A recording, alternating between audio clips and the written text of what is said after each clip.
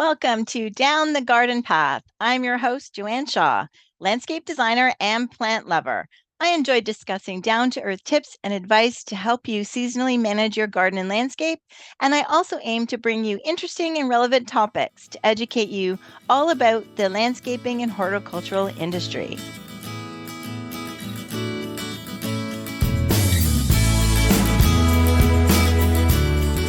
Hi, everyone, and welcome to this episode of Down the Garden Path. I want to talk to you today about 5 practical tips for starting a landscape project.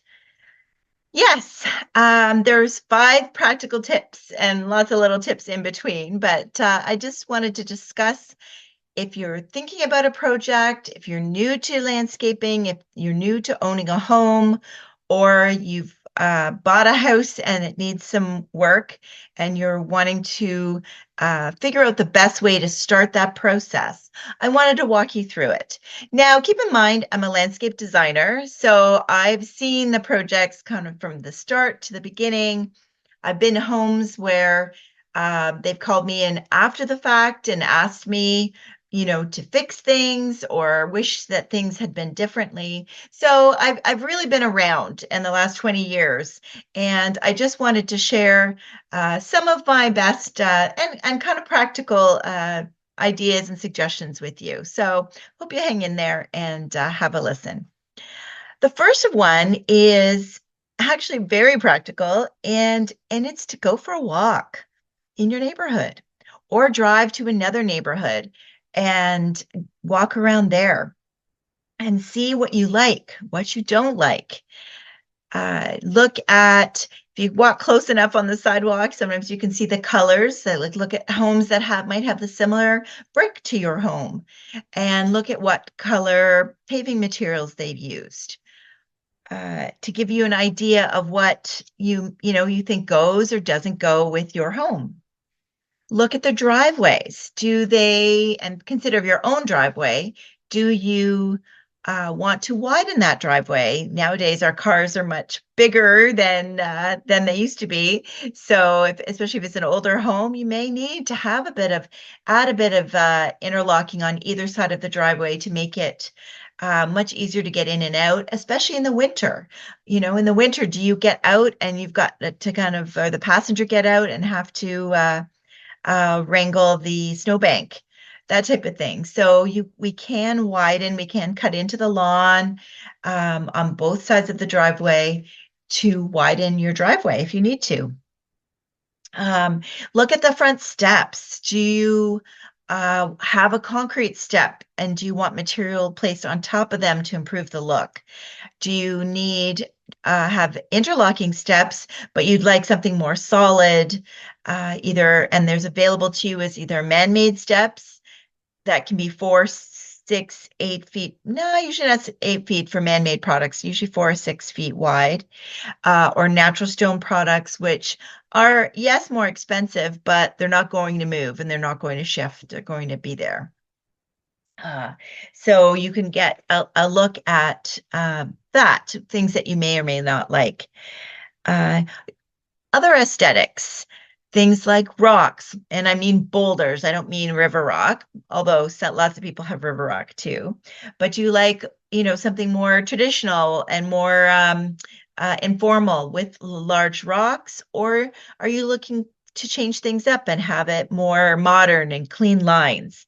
So I think it's good to go when you Google or search on the internet, or even, it's much more practical, I think, and easier for you to visualize if you are in a neighborhood where homes are like yours or similar to yours, and it gives you a better idea of what you like and what you don't like.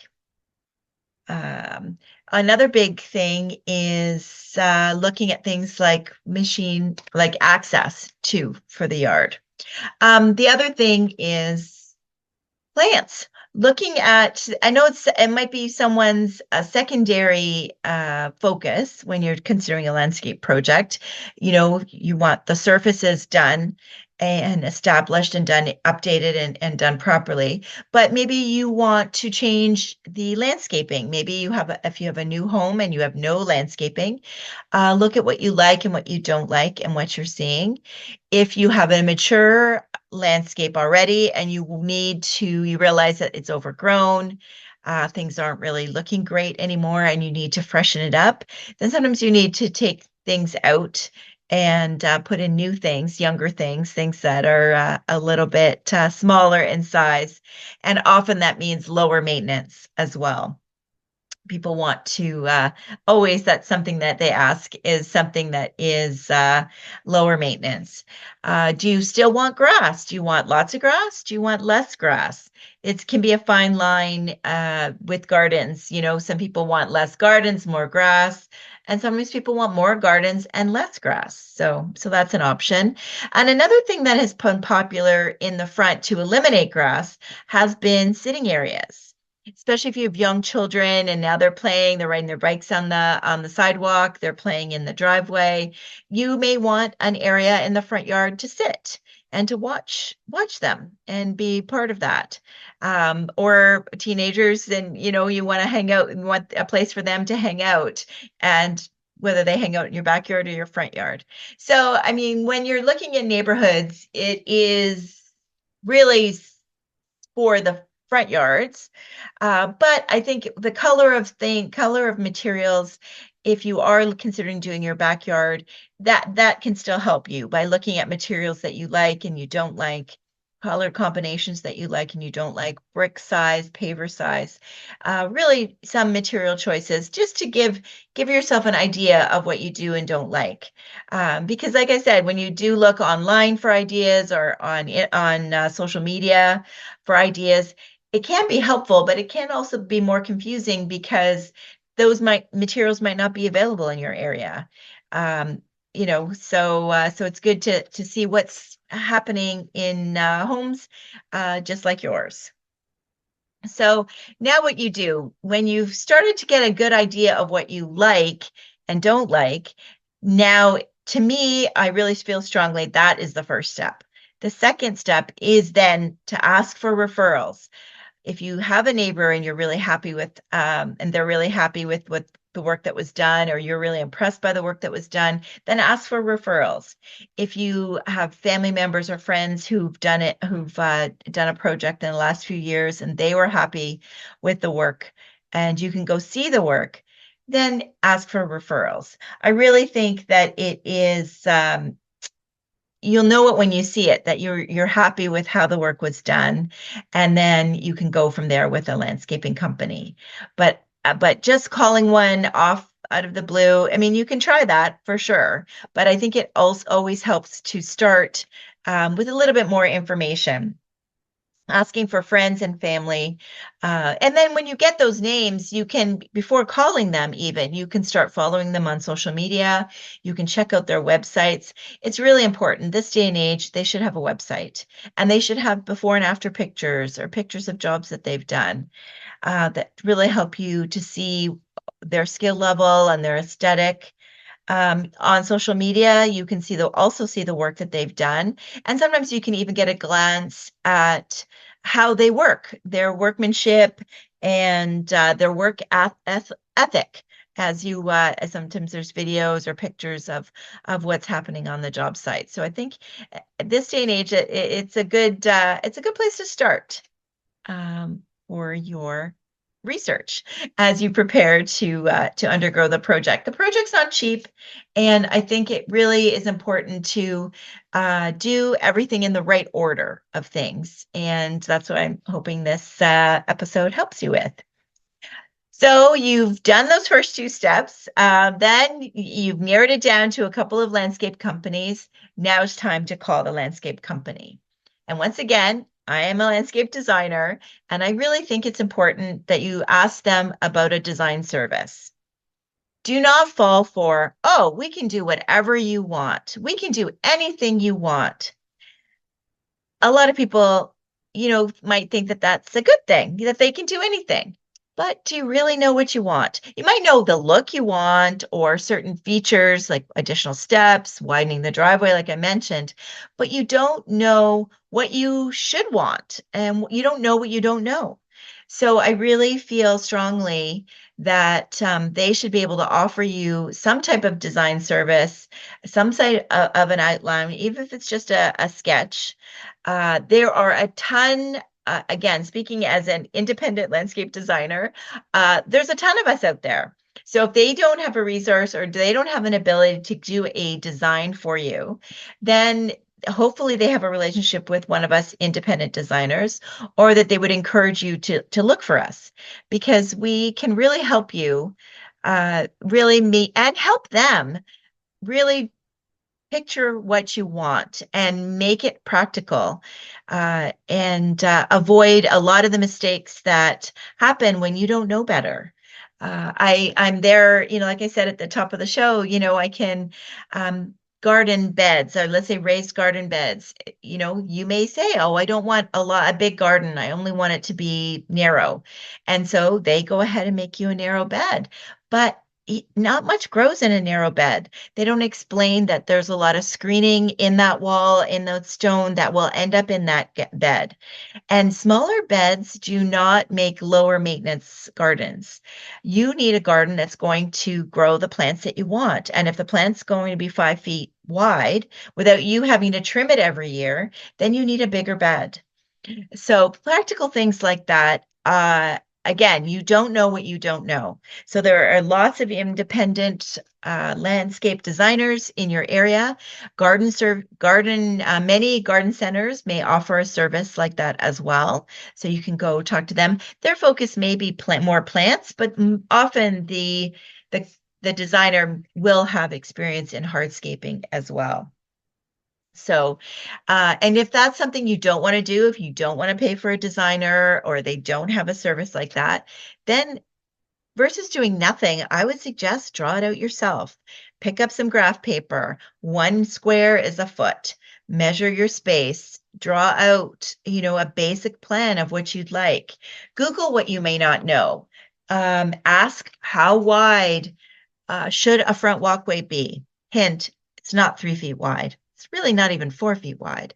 You'd like two people walking side by side to be able to walk to your front door, or you'd like to be able to carry or push something and have it be spacious walking to your front door. Or if it's a back patio and you have a 6-person patio table and you'd like some additional space for the barbecue, Google how big should the patio be that will hold a table for 6 and a barbecue. That type of thing to get that sizing. So if you're laying it out on graph paper, you are creating a realistic plan for what you can use or that you will need once the job is complete. So once a plan or either you've done it or a landscape designer has done it, or the landscape designer that works for the company has done a plan. Now you're ready to choose a landscaper and finalize your project. So if you're comparing quotes, and I do advise you, I know you'd like to everybody should get a couple of quotes. But I don't advise you to go off the deep end and get, 5 or 6 quotes. You're just wasting a lot of people's time, and then it just makes it much more efficient if you get just a few quotes, and you should be able to tell from there who is the best fit for you.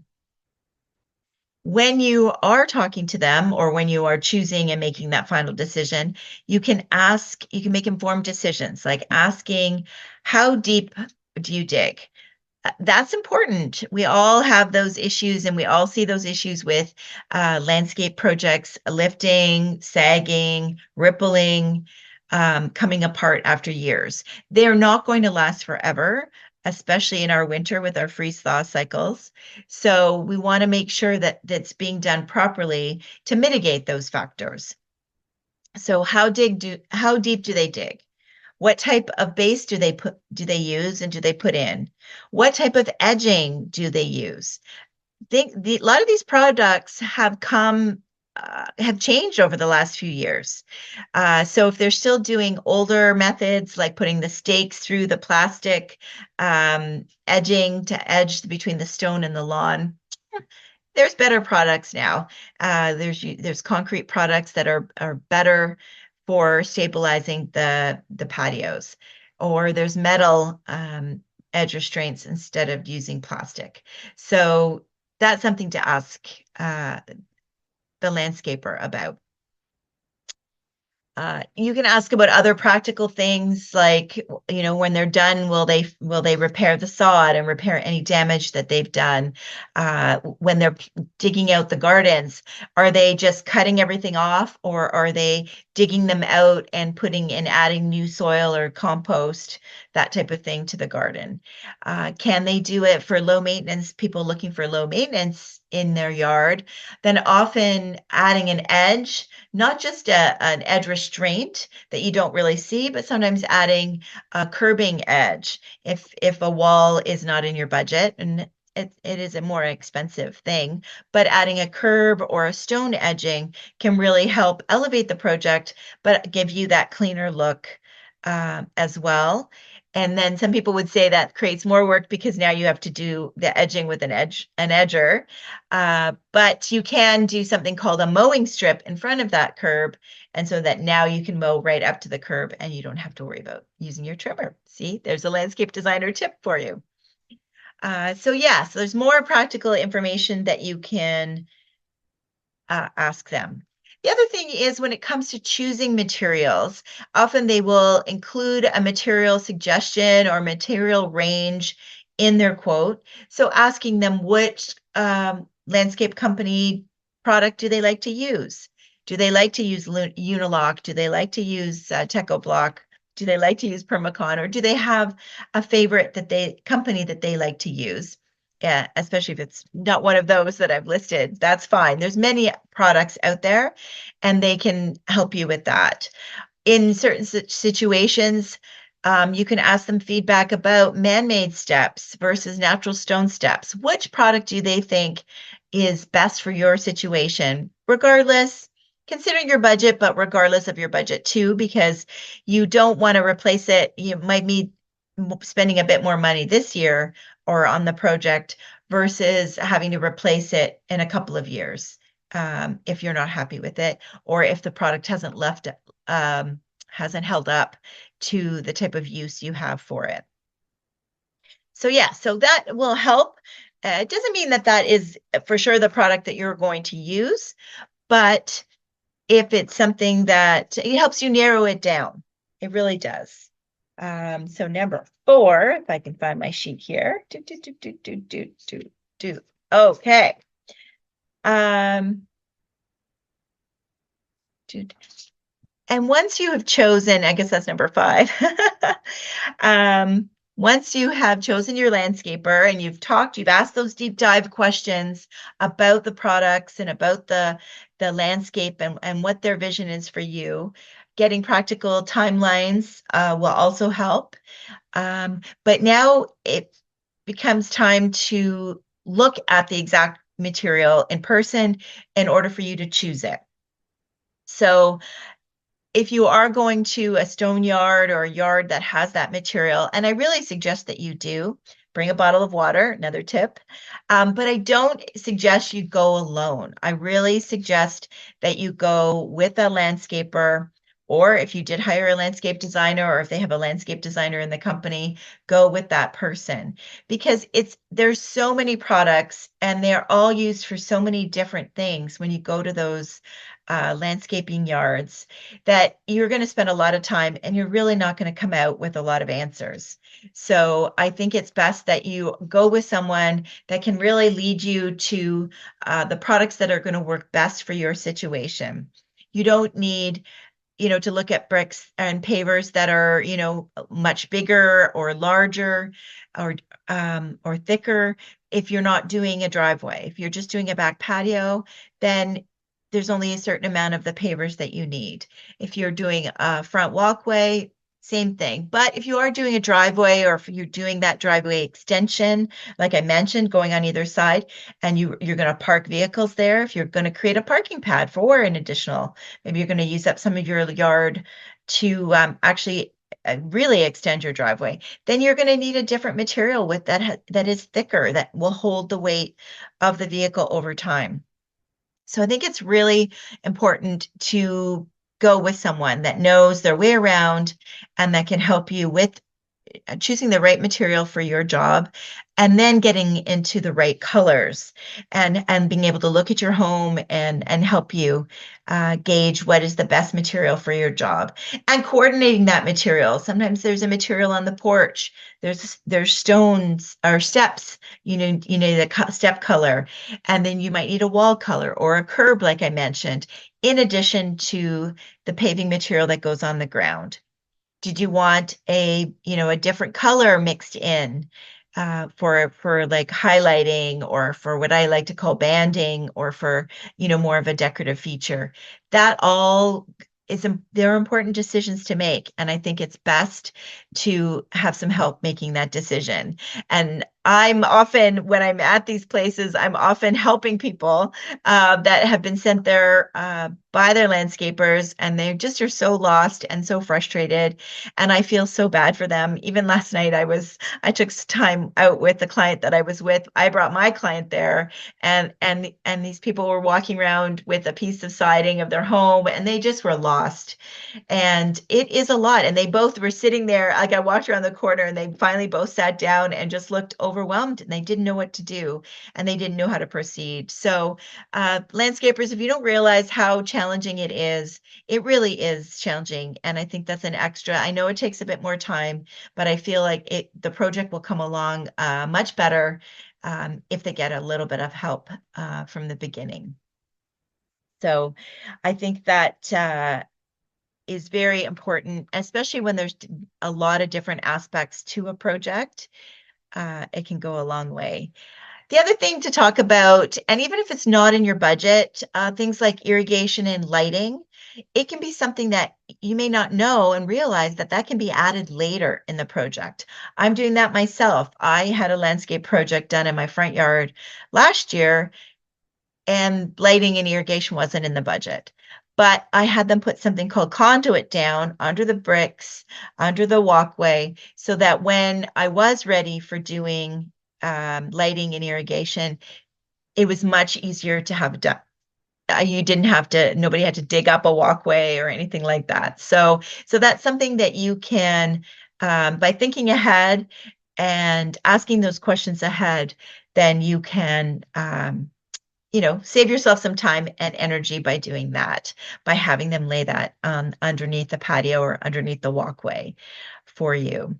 So there's my 5 top tips before you get going on your project, is to get help and really consider, how important it is for a designer, not just laying out gardens per se, but helping laying out walkways and appropriate sizes for you and your family, considering small children, considering aging grandparents. Maybe you need more gentle landings versus, a lot of straight run steps, things like that. So again, I know I'm biased by being a landscape designer, but I've seen it all, and I really want these tips to help help the landscaper and you have a successful project and a successful end result. So if you've any other tips you think I should have added, then please let me know. You can send me a message, or you can comment on this podcast on my website at downtoearth.ca. Thank you for listening. And I really hope this helps you learn some basic things on where to start and how to start a landscape project. Bye for now.